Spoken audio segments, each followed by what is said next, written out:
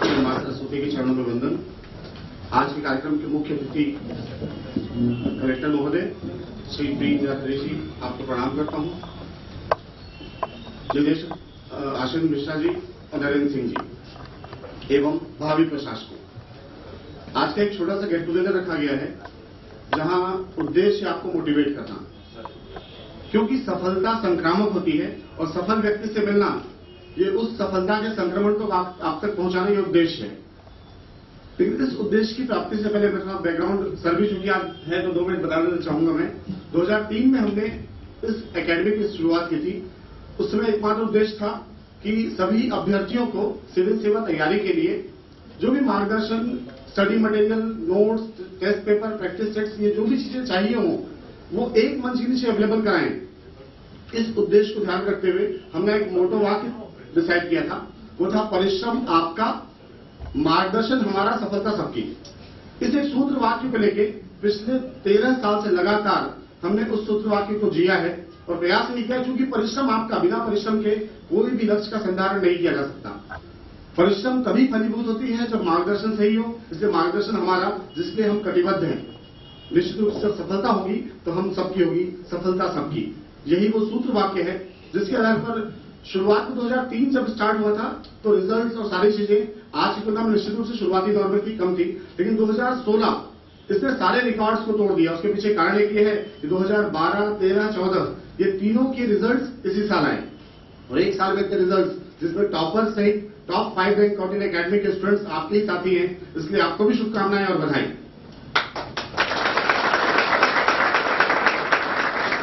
इसी वर्ष नमन Upadhyay IAS proper गए, 484th रैंक में ऋचा सक्सेना का सिलेक्शन हुआ। तो यूपीएससी में भी पिछले 3-4 साल से लगातार फाइनल सिलेक्शन अच्छे रैंक्स में जा रहे हैं। तो प्रयास ये है कि यूपीएससी में भी हम इंदौर को स्थान दिलाएं जिसका वो हकदार है। यहाँ प्रतिभाओं की कमी नहीं है, लेकिन निश्चित रूप से प्रयास की कमी है, एफर्ट्स की कमी है। शायद अब वो कमी भी पूरी हो जाए और इस साल हम दृढ़ प्रतिज्ञ हैं, कर्तव्यबद्ध हैं कि हम इस बार यूपीएससी में भी ऐसे रिजल्ट दें। लेकिन वो तभी पॉसिबल होगा जब स्टूडेंट्स उतना मेहनत करें। निश्चित रूप से आपके मेहनत से ही सफलता सबके सुनिश्चित हो रही है। मैं अपनी बात को यहाँ विराम देता हूँ, क्योंकि जिनको सुनने के लिए आप सभी बैठे हैं उनसे सुनने का सभी को इंतजार है। धन्यवाद।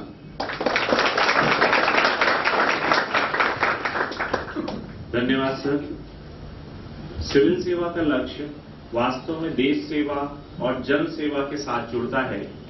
ऐसे ही जन सेवक, लोक सेवक हमारे बीच उपस्थित हैं। क्या व्यवहार, क्या प्रेरणा है जो उन्हें अपने लक्ष्य की तरफ आगे बढ़ाती है, हमारे विद्यार्थी वो जानना चाहते हैं। आग्रह करूंगा जिलाधीश महोदय परम आदरणीय श्री पी नरहरि सर से कि शब्दोद्बोधन दे। परम आदरणीय नरहरि सर।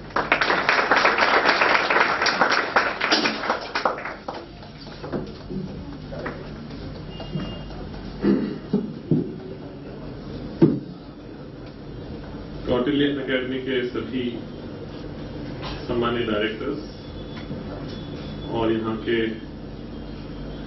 सभी लेक्चरर्स और उपस्थित सभी विद्यार्थीगण, कौटिल्य एकेडमी के द्वारा इंदौर शहर में और जिले में और साथ ही मालवांचल में विशेष रूप से अपना एक छाप बना लिया है और कॉम्पिटिटिव एग्जाम्स के लिए तैयार होने वाले ऐसे विद्यार्थियों के लिए एक यहाँ पे माहौल बनाया है। मैं सबसे पहले कौटिल्य एकेडमी के सभी कर्ता-धर्ताओं को बहुत बहुत बधाई और शुभकामनाएं देता हूँ और साथ ही मेरा आपके बीच में आने का उद्देश्य इन जनरल युवा वर्ग से इंटरैक्ट करने का मेरा एक व्यक्तिगत दिलचस्पी हमेशा बनी रहती है। ऑलवेज ट्राई टू, जितने भी ऐसे कॉम्पिटिटिव एग्जाम्स में पार्टिसिपेट करने वाले लोग होते हैं उनसे इंटरैक्ट करना मेरा व्यक्तिगत दिलचस्पी जैसा है और हमेशा इस बात को मैं बार बार बहुत सारे लोगों से कहता हूं कि जब तक मैं एक IAS अफसर नहीं बना तब तक मैंने किसी IAS अफसर से कभी मिला भी नहीं था। मैं तो अच्छा रहता है कि कम से कम हम बन गए तो लोगों के बीच में आ जाए, तो हो सकता है कि उससे प्रत्यक्ष जो मिलने का जो रहता है वो सुनने से या अप्रत्यक्ष रूप से मिलने से ज्यादा, जैसे कि एकलव्य और अर्जुन का हम लोग बातें सुनते हैं। एकलव्य तो एकलव्य है, लेकिन अर्जुन अपने आप में श्रेष्ठ इसलिए रहे क्योंकि वो प्रत्यक्ष गुरु के सम्मुख बहुत कुछ सीखा था। इन एनी केस मेरा ये मानना रहता है कि व्यक्ति और खास तौर पर स्टूडेंट्स, जो अभी तो आप लोग थोड़ा उस हिसाब से देखा जाए तो कॉम्पिटिटिव एग्जाम्स लिखने के स्तर पर आ गए हैं, बट इन जनरल बहुत सारे स्टूडेंट्स के दिमाग में बहुत सारे भ्रांतियां रहती हैं। और व्यक्ति, मैं हमेशा यही मानता हूं कि आप गांव से निकले, शहर से निकले, कहीं से भी निकले हों, आपका ग्रामीण परिवेश हो या फिर आपका सिटी बेस्ड लाइफ हो, या फिर आप मिडिल क्लास से हैं, लोअर मिडिल क्लास से, अपर मिडिल क्लास से हैं, रिच क्लास से हैं, जिस किसी भी क्लास को बिलोंग करते हो, और विशेष रूप से जनरली हम लोअर मिडिल क्लास और उस मिडिल क्लास सेक्शन के स्टूडेंट्स को जब हम देखते हैं तो स्टूडेंट अपने इर्द गिर्द यानी कि अपने चारों तरफ एक दीवार बना लेता है, एक वॉल बना लेता है।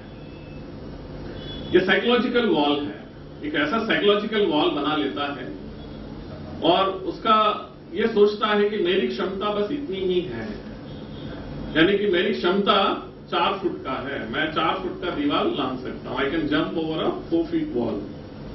कोई सोचता है कि नहीं, मैं तो 6 फीट का वॉल जंप कर सकता हूं, और कोई और सोचता है कि मैं तो 10 फीट का।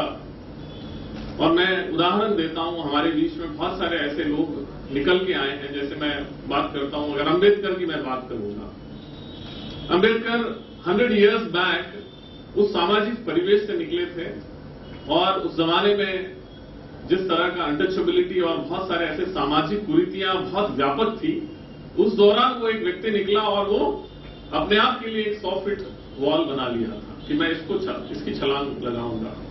और उसने बड़ौदा महाराज के यहाँ जाके स्कॉलरशिप लिया, लंदन गए, बैरिस्टर लॉ डिग्री प्राप्त किया, फिर वापस लौटे, फिर प्रैक्टिस किया, फिर अपने इंडिपेंडेंस स्ट्रगल में पार्टिसिपेट किया, फिर एससी, एसटी और ऐसी कम्युनिटीज को जागृत किया, फिर ही went on to become the first law minister of the country, और कॉन्स्टिट्यूशन को लिखने में उसका योगदान हम सबको पता ही है।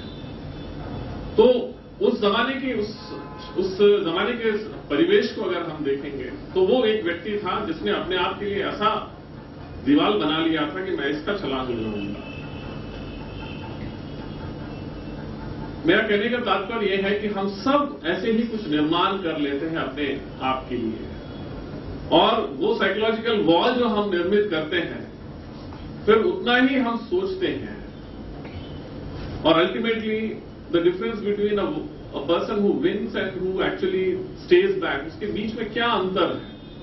बहुत सारा अंतर नहीं रहता है, बहुत ज्यादा अंतर भी नहीं रहता। जैसे इस प्रांगण में जितने भी लोग बैठे हैं, आपके बीच में कोई बहुत ज्यादा अंतर नहीं है। अंतर सिर्फ उस साइकोलॉजिकल बैरियर कंस्ट्रक्ट करने का है कि किसी ने सोच लिया कि अरे रहने दो, अपन एमपीपीएससी तक अपन प्रयास करेंगे। कोई सोचता है कि नहीं, अपन यूपीएससी तक जाएंगे। कोई सोचता है कि ये सब फालतू बातें, अपन तो मतलब कुछ और कर लेते हैं। ये सब अपने लिए बहुत कठिनाई वाला इश्यूज है। तो ये जो साइकोलॉजिकल इश्यूज हैं, इसको पहले छलांग जो व्यक्ति कर सकता है। मैं अपनी बात कहूं तो मैं एक गांव से निकला हूं, तो मुझे हमेशा यही था कि मुझे भी आईएएस अफसर बनना है। I was very inspired by one of the collectors of Karimnagar district, जो उन्होंने उस समय अडल्ट लिटरेसी प्रोग्राम स्टार्ट किया, तो हम लोग भी उसमें पार्टिसिपेट किया। आई फेल्ट कि ये काम है, ये ऐसे ही काम करना चाहिए। अब हम जब बड़े होंगे तो हम भी ऐसा कुछ करेंगे। तो तब से आई वेंट ऑन टू, मैंने इंजीनियरिंग किया हैदराबाद से, इसलिए किया क्योंकि आईआईटी में मेरा सिलेक्शन नहीं हुआ था। तो आईआईटी में सिलेक्शन नहीं हुआ तो मुझे पता था कि आईएएस करने के लिए सबसे बेस्ट जगह हैदराबाद है। Because coming from a very humble background, तो मेरे लिए वो मतलब कल्पना से मेरे लिए दूर था कि मैं कहीं और जाऊंगा, कहीं और पढ़ूंगा। तो मेरे लिए बेस्ट था हैदराबाद। हैदराबाद जाऊंगा तो मैं वहां की जो भी फैसिलिटीज रहेंगे उसका पूरा उपयोग करूंगा। And I never went to a private coaching centre.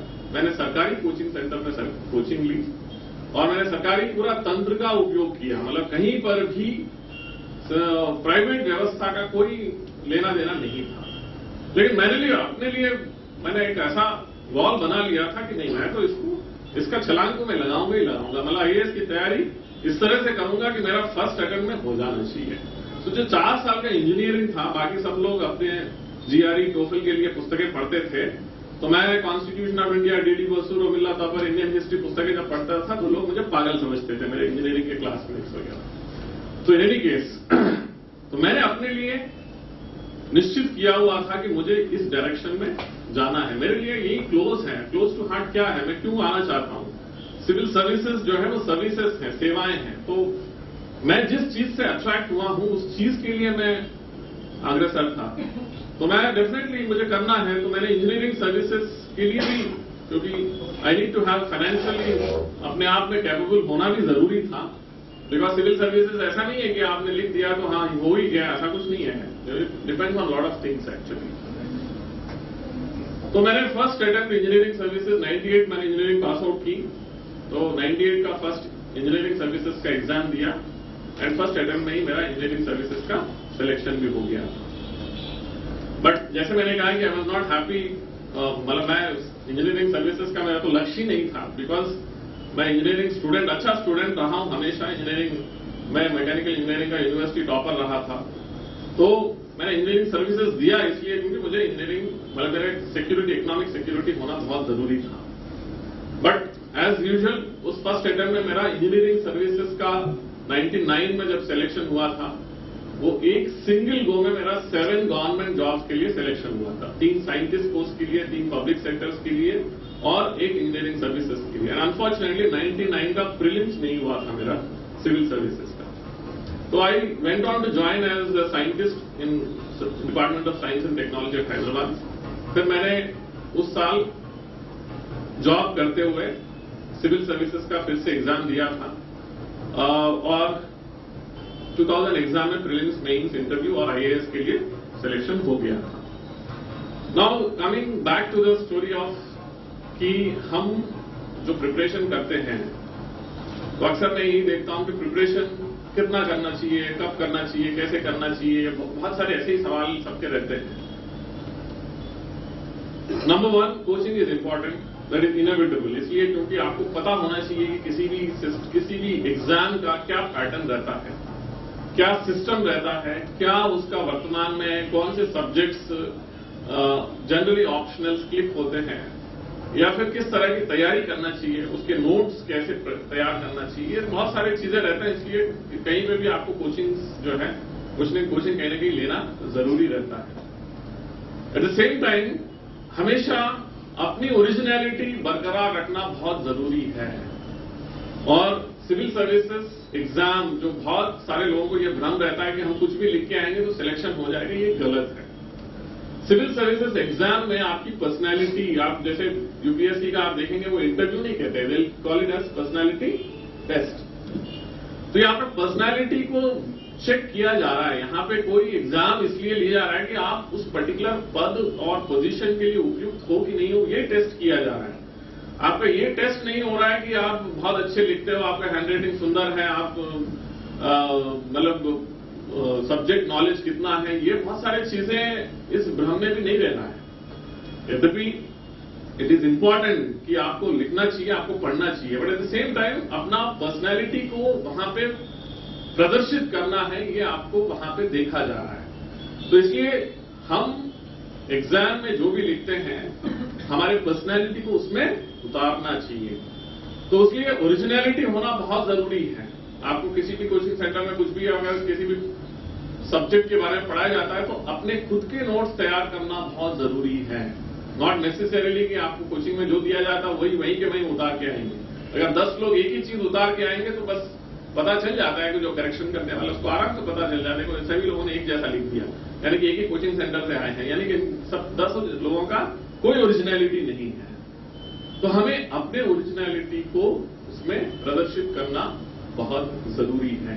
तो इसलिए ऑलवेज अंडरस्टैंड द सब्जेक्ट, क्योंकि आपको एग्जाम में क्या धोखा देता है, एग्जाम में हमेशा आप जो पढ़ के जाते हैं वो नहीं आता है। आप गए एग्जाम में बैठने, अब 3 घंटे बैठना है, 3 घंटे लिखना है, तो क्या लिखोगे? जब आपने जो पढ़ के गए वो तो आए ही नहीं। Now this is the biggest problem. तो इसलिए कोई भी सब्जेक्ट को जब अंडरस्टैंड करोगे तो कुछ तो लिख के आओगे। मतलब किसी आप प्लेट टेक्टोनिक्स के बारे में आपने समझ लिया और कुछ तो लिख के आओगे। क्वेश्चन जो है आड़ा टेढ़ा कैसे भी आए हो, आपको सब्जेक्ट पता है ना। तो it is very important to understand the subject that you are actually going to write. आप कौन सा सब्जेक्ट लेते हो वो आपके ऊपर डिपेंड करता है, बट समझ लीजिए। Don't by heart. By heart मतलब वैसे बहुत सारे लोग ये भी कहते होंगे कि बाय हार्ट करने से भी आप लिख के आ सकते हो। मतलब क्या बाय हार्ट करना चाहिए, क्या नहीं करना चाहिए, वो भी एक इंपॉर्टेंट इश्यू है। तो ओरिजिनलिटी, मैं हमेशा यही कहता हूं कि जो ओरिजिनलिटी प्रदर्शित करेगा उसको सबसे ज्यादा मार्क्स आएंगे। मैं आपको कुछ एग्जांपल्स भी उसका दूंगा।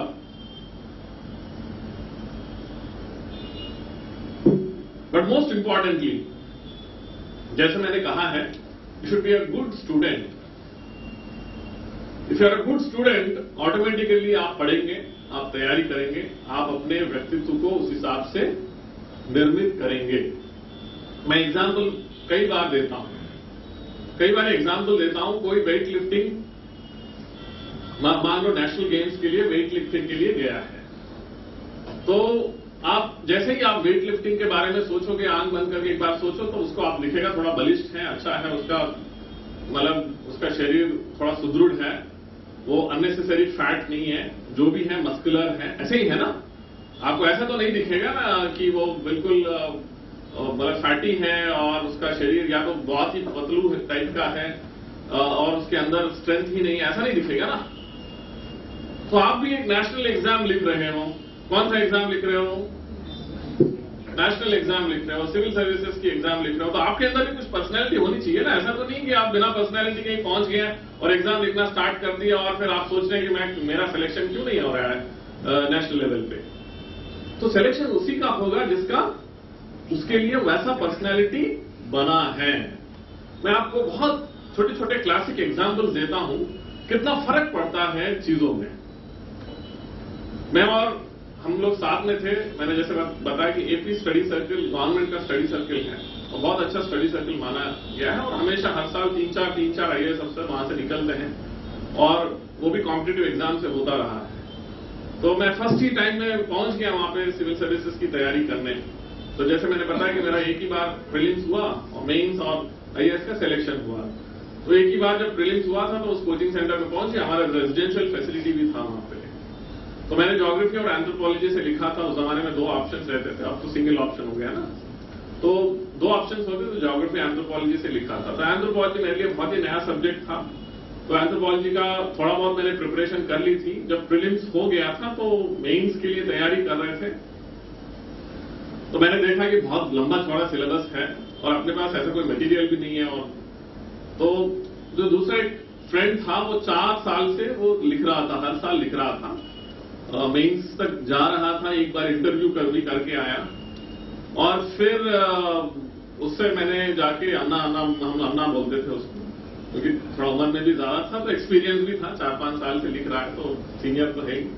तो मैंने उससे रिक्वेस्ट किया कि अन्ना प्लीज थोड़ा मटेरियल दे दो ना, मुझे पढ़ना है, ये वाला सब्जेक्ट मेरे पास है ही नहीं।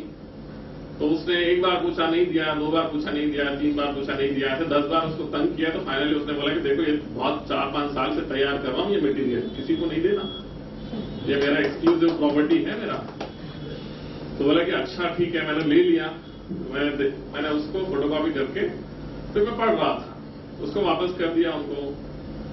2-4 दिन के बाद मेरा बगल में जो बैठा था उसका भी एंथ्रोपोलॉजी था। उसने देखा मेरे अरे नोट्स हैं, तो उसने बोला कि अरे आपके पास ये तो नोट्स बढ़िया नोट्स हैं, तो मुझे दे दो। तो मैंने तुरंत दे दिया, ले लो यार ले लो। तो उसने उसकी फोटोकॉपी कर ली और उसने भी किसी और को दे दिया। ऐसा 10 लोगों के पास उसकी फोटोकॉपी पहुंच गई।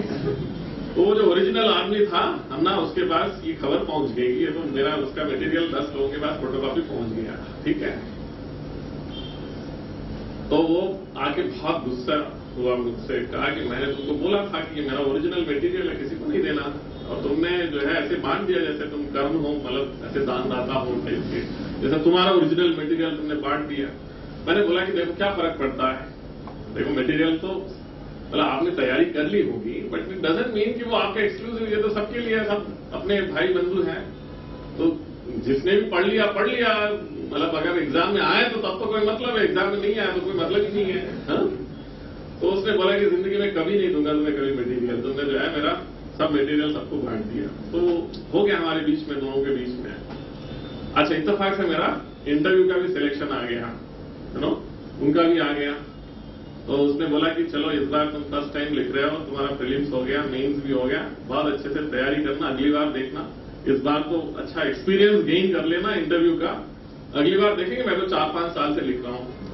तो मैंने बोला ठीक है ना, जो भी होगा आपकी बदौलत हम आगे बढ़ रहे हैं, आपने मटेरियल दिया इसलिए हम लोग कुछ लिख रहे हैं, पढ़ रहे हैं। अच्छा, हो गया, इंटरव्यू भी देके आए, मेरा आईएएस का सिलेक्शन हुआ। And you won't believe he got 1 rank, he missed IAS by 1 rank, एक ही रैंक से उसको IRS मिला।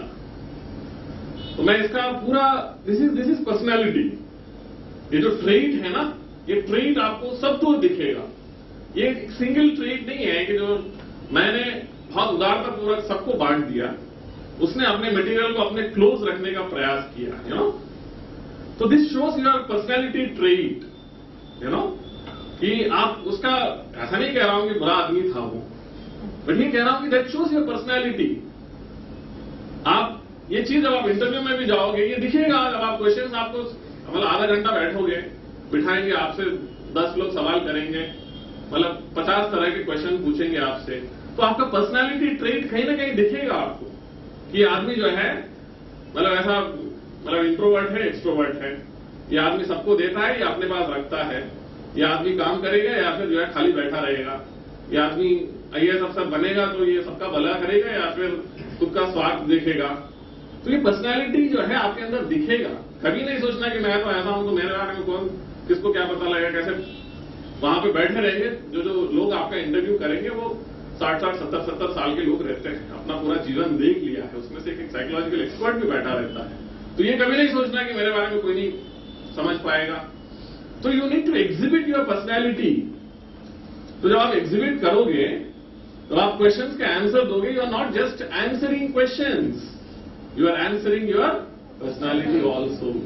तो पर्सनैलिटी को जो है आपको खुला, ऐसा खुला दिमाग निकाल के रखना चाहिए। जितना आप खोल के रखेंगे उतना ही आप एग्जिबिट करेंगे। पर्सनैलिटी इज नॉट अबाउट ऐसे क्लास्ट्रोफोबिक नहीं होना चाहिए, ऐसे बिल्कुल बंधा हुआ नहीं रहना चाहिए। पर्सनैलिटी खुला रहना चाहिए। पर्सनैलिटी जितना आप खोलेंगे उतना ही आपका बेहतर व्यक्तित्व वहां पे मिलेगा। सो ये जो पूरा प्रिपरेशन है, ये सब्जेक्ट नॉलेज है, ये पूरा this is all about how you are going to express yourself. कैसे आप अपने आप को एक्सप्रेस करेंगे एक बेहतर व्यक्तित्व। हाँ, मैं हूं, मैं बेहतर व्यक्तित्व का हूं। जैसे मैंने कहा कि मैं फर्स्ट, मतलब मैं 4 साल के इंजीनियरिंग में मैं ट्यूशंस पढ़ाता था, मैं कोचिंग सेंटर्स में क्लासेस लेता था, मैं जो है जितने भी छोटे मोटे जॉब्स, पेपर करेक्शन हो या जो भी था, because I was not financially well, मैं कुछ भी काम कर लेता था। तो जब ऐसे पब्लिक स्पीकिंग जैसे ट्यूशंस पढ़ाते थे या फिर कोचिंग सेंटर्स में गेट के लिए जो तैयारी कर रहे थे इंजीनियरिंग स्टूडेंट्स के लिए, उसको पढ़ाते थे, तो खुद प्रिपरेशन करना होगा ना। First I need to convince myself कि मैं क्या बताऊंगा, दूसरों को क्या पढ़ाऊंगा। तो वो 4 साल में पता ही नहीं चला कि अपना भी कुछ पर्सनैलिटी बन गया। You know, you are able to speak, you are able to speak without any hesitation, you are able to express yourself. तो मैं किसी भी इंटरव्यू में गया, कभी भी जो है मुझे 70-80% से कभी भी कम मार्क्स नहीं आया, चाहे वो इंजीनियरिंग सर्विसेज में हो या फिर यूपीएससी में। तो मेरा फर्स्ट, मतलब मैं सिर्फ इंटरव्यू तक गया तो बस खत्म बात, वहां पे तो मार्क्स ऐसे ही मिल जाते थे। So this is all about your, it's not about you know 1 साल का प्रिपरेशन है, ये नहीं है। दिस इज ऑल योर, वहां पे जब आप जाओगे, खुद को एक्सप्रेस करोगे, तो आपका जीवन भर की आपकी वहां पे पर्सनैलिटी जो डेवलप हुआ वो दिखेगा वहां पे। ऐसा नहीं कि केवल 1 साल का मैंने पढ़ लिख लिया बढ़िया, वो नहीं है। जब आप इंटरव्यू में पहुंच सकते हो, वहां तक पहुंचोगे, तो आप इवन ड्यूरिंग राइटिंग, जब आप लिखते भी हो, तो आपके लिखने में भी बहुत सारी चीजें समझ में आते हैं कि कैसा एक्सप्रेस करता है, तो किस तरह का व्यक्ति है। तो ये जीवन भर का व्यक्तित्व जो हमने निर्माण किया है वो वहां पे प्रदर्शित होता है, ना कि केवल साल भर का या 2 साल का प्रिपरेशन। ये कभी नहीं सोचना चाहिए। तो ये बहुत इंपॉर्टेंट है।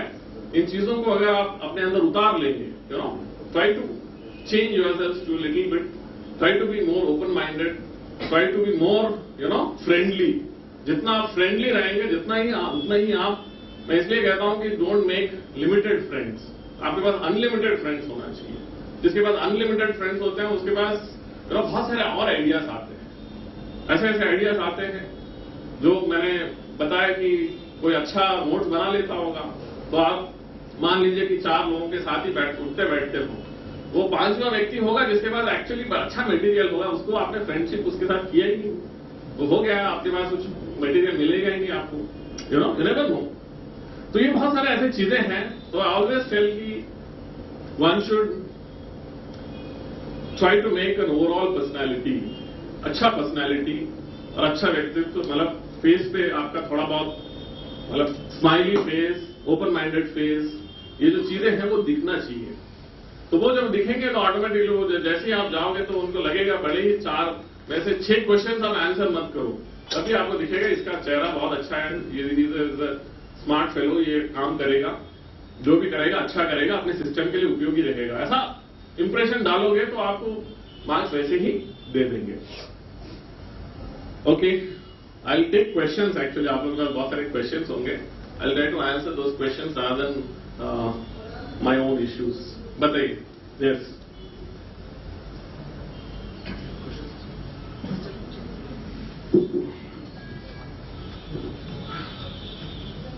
यस, आप अपना नाम भी बताइए थोड़ा सा। My name is Subhashna Mishra.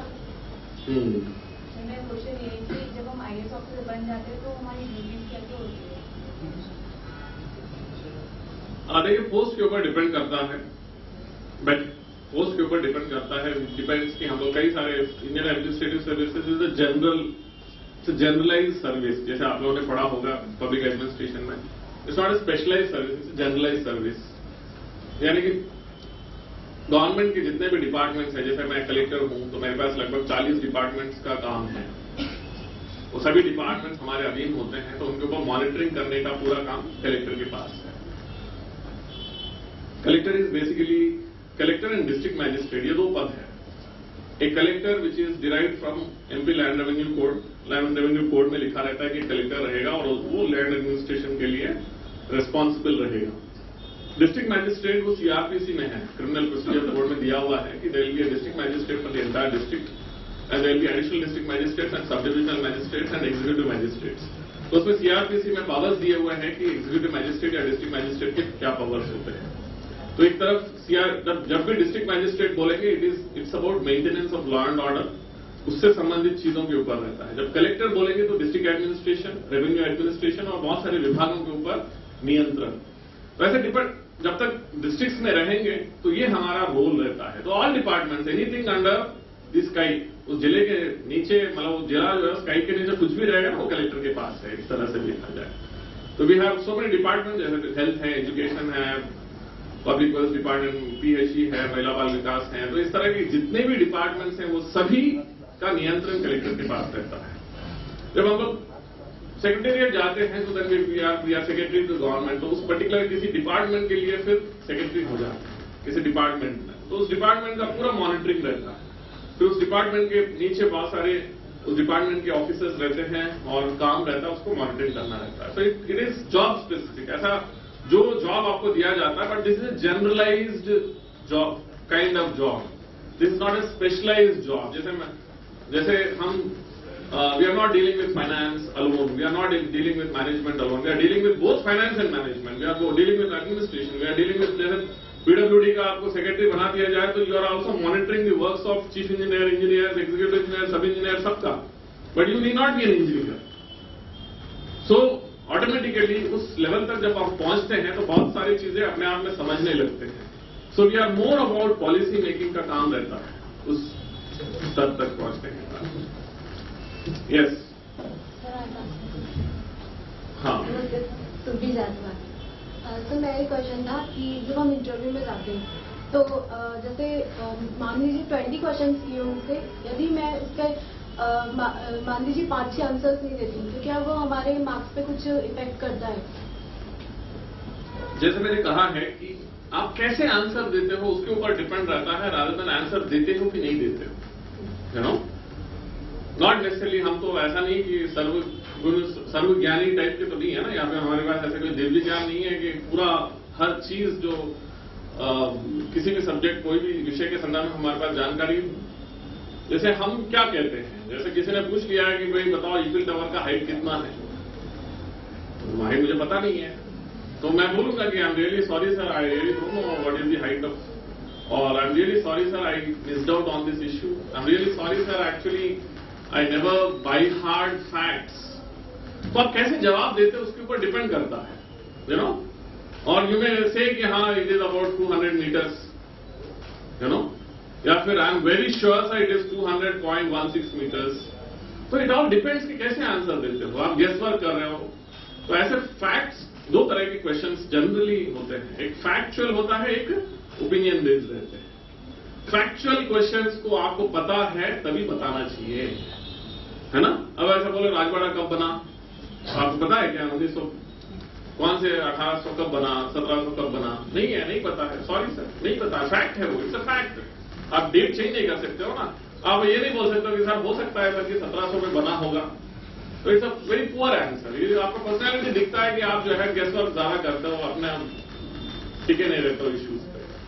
तो अगर आप बोलोगे आई am really sorry sir, I am not aware, मैंने आई ओवरलुक दिस पर्टिकुलर इश्यू, मुझे देखना चाहिए था, है ना। मैं इंदौर से हूं, लेकिन इंदौर का राजवाड़ा के बारे में एटलीस्ट मुझे पता होना चाहिए था, आई एम रियली सॉरी सर, कहीं मिस आउट हो गया। तो उसको लगेगा कि हाँ ठीक है यार, ये थोड़ा मतलब he's taking responsibility, एटलीस्ट पता नहीं है, बता रहा है, ठीक से बता रहा है। So this is how you should answer about factual questions. अब जब ओपिनियन बेस्ड होते हैं, ओपिनियन बेस्ड क्वेश्चंस में आपको अगर बोलते हैं कि do you feel monetisation is good for the society, आप ये नहीं बोल सकते हो कि नहीं नहीं sir, I am really sorry sir, I can't answer this question, आप ऐसा नहीं बोल सकते हो। You must be prepared for this. वो तो करंट सब्जेक्ट है, करंट टॉपिक है और ज्वलंत इश्यू है, चल रहा है, तो आपके पास कुछ तो ओपिनियन होना चाहिए उसके बारे में, उसके पास तैयार करके जाना चाहिए। या फिर वहां पे आप ओपिनियन बेस्ड क्वेश्चन पूछा एंड सडनली आपको रियलाइज हुआ कि आपने तैयारी नहीं की है, ऐसा भी होता है ओपिनियन बेस्ड क्वेश्चन। तो आप बहुत समझदारी से ऐसा जवाब देना होगा, क्योंकि आप गेस वर्क तो नहीं कर सकते हो। आप ये भी नहीं कह सकते हो कि साहब आई ओवरलुक दिस इशू, ऐसा भी नहीं बोल सकते। इसका मतलब है कि आप करंट इश्यूज, जितना इंपॉर्टेंट इश्यूज है उसी के ऊपर आप, तो you have to be very careful, है। तो ऐसे क्वेश्चंस आंसर करने के लिए या तो आप बिल्कुल ब्लैंकली सॉरी कर दो कि साहब I mean can you give me some time, I will take some time, a minute also, I will think about it and I will answer. तो आप थोड़ा समय ले लो, आधा मिनट ले लो और क्विकली आप रिफ्रेम कर लो अपने आप को and then answer the question. तो कुछ तो factual questions you can always say मुझे पता नहीं है, कोई कुछ नहीं बोलेगा, कोई नहीं मानने वाला वहां पे। लेकिन ओपिनियन बेस्ड क्वेश्चंस पे आपको जवाब देना जरूरी है। मेरा नाम दीक्षांत पाठक है सर। जैसे तैयारी करते हैं और जो लक्ष्य होता है, जैसे आपने भी तैयारी करी होगी आपके विद्यार्थी जीवन में, तो लक्ष्य को निश्चित और स्थिर बनाने के लिए मतलब क्या, किस टाइप से दिमाग को रखना चाहिए, क्या मनोवृत्तियां रखना चाहिए?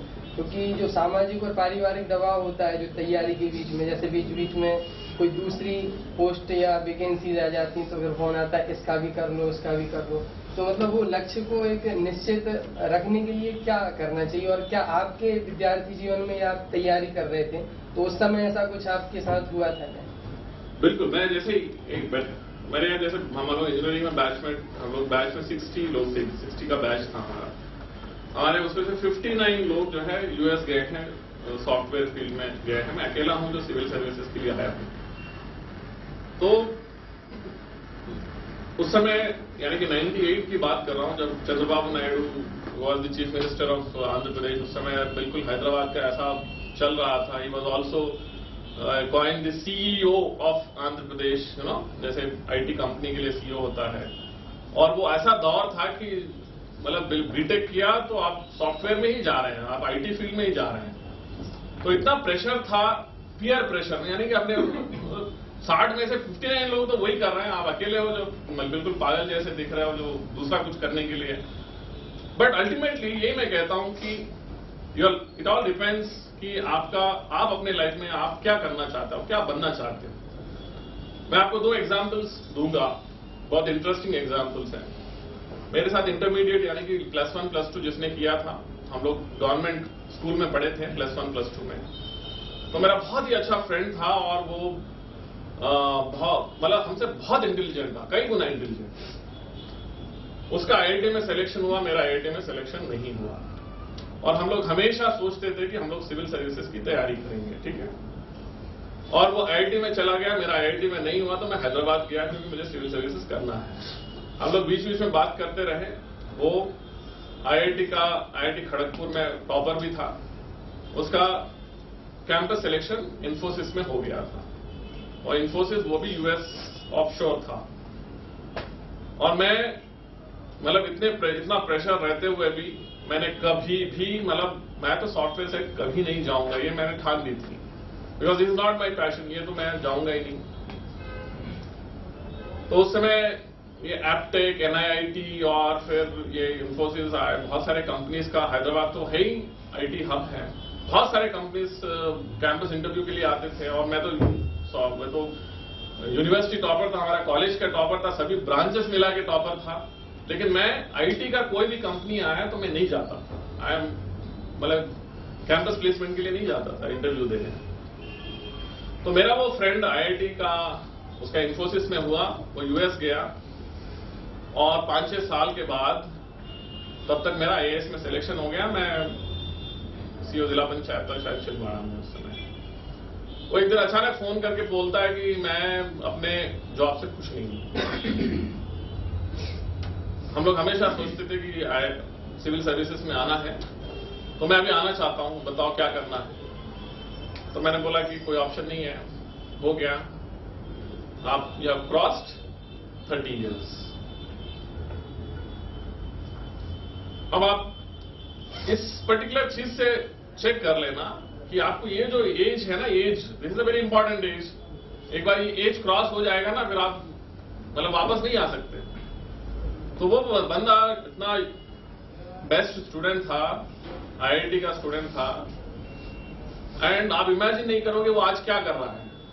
वो इंफोसिस का जॉब छोड़ा क्योंकि उसको बिल्कुल पसंद नहीं था, पैसा तो खूब मिल रहा था, लेकिन वो उसका पैशन नहीं